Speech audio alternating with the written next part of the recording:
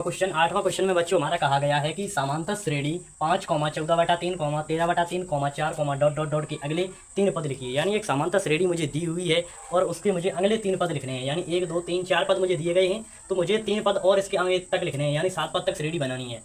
तो श्रेणी हमारी बनती है, ये होता है हमारा ए और ये होता है a + d, ये होता है। पहले हम लिख लेते हैं, यहाँ पर हल करेंगे जब इसे, तो यहाँ पर हम लिख लेंगे सबसे पहले 5, 14/3, 13/3, 4, डॉट डॉट डॉट। ये है हमारी समांतर श्रेणी। अब उसने कहा है कि इसके अगले तीन पद और लिखिए, यानी मुझे इसने 4 पद दे दिए हैं, डॉट डॉट कर दिया, फिर इसके अगले तीन पद और लिखिए, यानी 3 पद तक और इसे बढ़ाइए। तो ये होता है आपका प्रथम पद होता है। आपको मैंने एक सूत्र बताया था, प्रथम पद क्या होता है आपका? प्रथम पद आपका पहला पद श्रेणी का प्रथम पद कहलाता है। तो प्रथम पद इसमें 5 दिया गया है, देख लीजिए आप, 5 दिया गया है। अब निकालेंगे इसका सार्वधातुक। तो सार्वधातुक निकालेंगे तो A2 में से A1 को घटा देंगे, तो A2 क्या है हमारा 14/3, -5 इसमें से घट जाएगा, तो 14 - 15/3। तो यहाँ पर कुल D हमारा निकलेगा, वो निकलेगा -1/3। कितना निकलेगा? -1/3। ये हमारा निकलेगा यहाँ पर D। तो हम यहाँ पर देख सकते हैं कि आपका जो पहला पद होता है वो होता है A1, ये A2, ये A3, ये A4। तो हम आपको मैंने एक सूत्र बताया था कि ये A, ये A + D, ये A + 2D, ये A + 3D। तो अब A + 4D होगा, अब A प्लस क्या होगा 4D, अब होगा A + 5D, अब होगा A + 6D।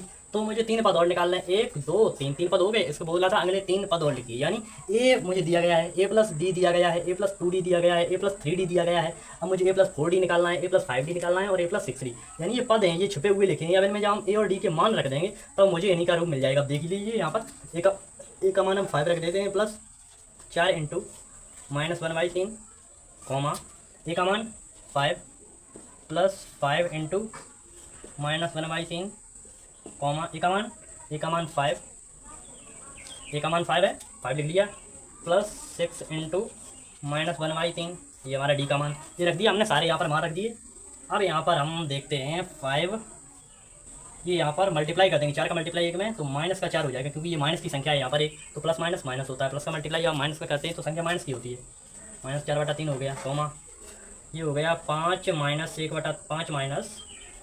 5/3, ये क्या हो जाएगा?